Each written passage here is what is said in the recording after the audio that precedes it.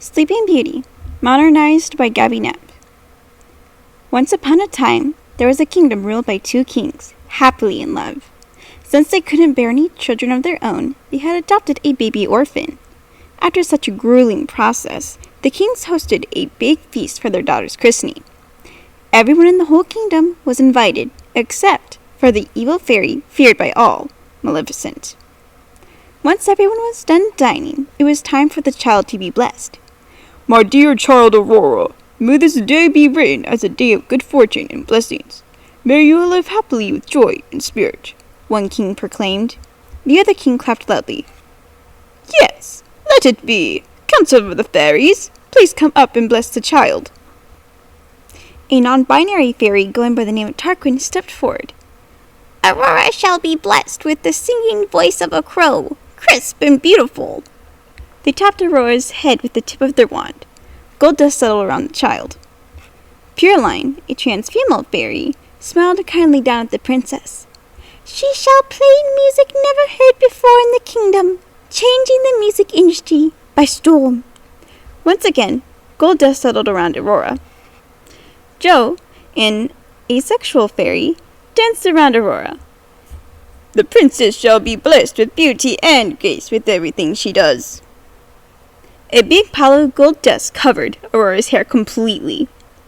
Just then, the doors crashed open. The room suddenly darkened and the air grew frigid.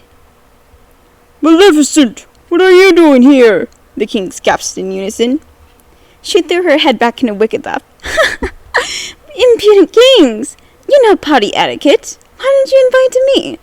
After everything we've been through. Maleficent circled Aurora. Her eyes gleamed a brilliant green. I shall give her a blessing as well. Your precious princess shall prick her finger on a spinning spindle on her 18th birthday and die. Whoa, whoa, whoa, Tarquin interjected. Isn't that too extreme? Ugh, I suppose you're right, Maleficent rolled her eyes. Fine. When your daughter turns 18, she shall prick her finger on a spinning spindle and sleep forever. Only a true love's kiss can awaken her. Without another word, Maleficent cackled before disappearing in a puff of black smoke. Within her wake, the evil fairy had left a pile of black magic dust on one half of the princess's hair. The kings had immediately gotten rid of all the spindles in the kingdom. As the princess grew up, all of her blessings came true.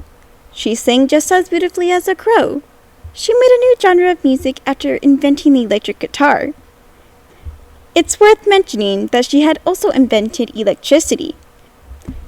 She was beautiful with her split-colored hair, golden blonde and obsidian black from the christening. She was a rock star princess who did everything in grace as promised. On her 18th birthday, as fate would have it, she pricked her finger on a spindle after meeting a suspicious lady in the halls of the castle. She at once fell to the ground, asleep. She slept for 3 days as every eligible suitor came forward to try their hand at awakening their princess. After placing a kiss on the cheek, none could wake her. One fateful day, a few months after, Philippa, a princess from the neighboring kingdom, rode into the castle. Awake from you, Princess Aurora, my best friend. Goodness knows, you must be hungry. Philippa kissed Aurora on the cheek, leaving a light imprint of her lipstick on the princess. Almost at once, Aurora began to wake, stretching her limbs. What happened? She sat up slowly. Before anybody could answer, the ground began to shake as the sky darkened outside. In a puff of green smoke, Maleficent appeared, visibly angry. How? How did you break the curse? Oh, never mind. Maleficent's mood changed quickly when she saw the neighboring princess next to Aurora. Good day. With another puff of smoke, Maleficent was gone. Philippa and Aurora had gotten very close romantically. They formed a band together and lived happily ever after, touring different kingdoms and inspiring the youth wherever they went.